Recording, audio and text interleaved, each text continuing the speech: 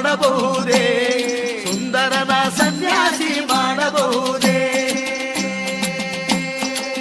ಬೀದಿ ಒಳಗೆ ಮಹಾರಾಯ ಮಾರ ಸೊಬಗನು ತೋರುತ್ತಾ ಮಾರಾಯ ಬಾಳ ಸೊಬಗನು ತೋರುತ್ತಾ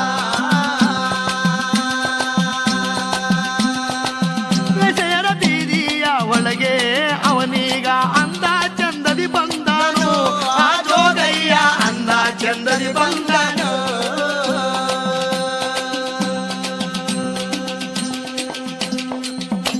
ವೈಶ್ಯರ ಬೀದಿಯನ್ನ ಬಿಟ್ಟು ಜೋಗಪ್ಪ ವೇಷೆಯರ ಬೀದಿಗೆ ಹೊರಟನಾದ.